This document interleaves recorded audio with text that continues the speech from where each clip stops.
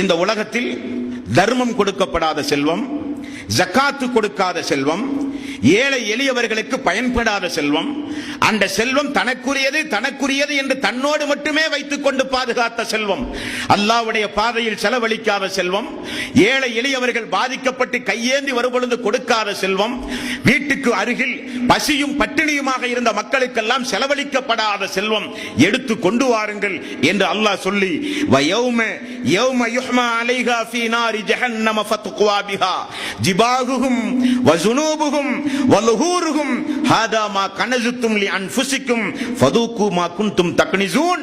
அந்த செல்வங்கள் எடுத்து வரப்பட்டு நரகத்திலே போட்டு காய்ச்சி, அந்த காய்ச்சி கொண்டு வரப்பட்ட அந்த செல்வத்தை அல்லாஹு தஆலா ஜிபாஹுஹும் வஸுனூபுஹும் வலுஹூருஹும் ஹாதா மா கனஸுத்தும் லி அன்ஃபுஸிக்கும் ஃபதூகு மா குன்தும் தக்னிஸூன், அவனுடைய முதுகிலும் அவனுடைய விலாப்புறங்களிலும் சூடு போடுங்கள் அந்த செல்வத்தை கொண்டு. என்னுடைய அடியார்களுக்கு பயன்படாத செல்வம், ஜக்காத்து கொடுக்கப்படாத செல்வம், அதற்காக வேண்டி ஓடி ஓடி உழைத்து இபாதத்துகளை பாழாக்கிய செல்வம். யா அய்யுஹல்லதீன ஆமனூ லா துல்ஹிக்கும் அம்வாலுக்கும் வலா அவுலாதுக்கும் அன் ذிக்ரில்லாஹ். பிள்ளைகளோ பொருளாதாரமோ என்னை நினைப்பதை விட்டு உங்களை தடுக்க வேண்டாம் என்று சொன்னானே. அல்ஹாக்குமுத் தகாசுர் ஹத்தா ஸுர்துமுல் மகாபிர். மன்னரையை சந்திக்கின்ற வரை பொருளாதார பேராசை உங்களை விடாது என்று அல்லாஹ் எச்சரித்தானே. அந்த பொருளாதாரம் காட்சி எடுத்து கொண்டு வரப்பட்டு முதுகிலும் விலாப்புறங்களிலும் சூடு போடுவான் அல்லாஹு தஆலா.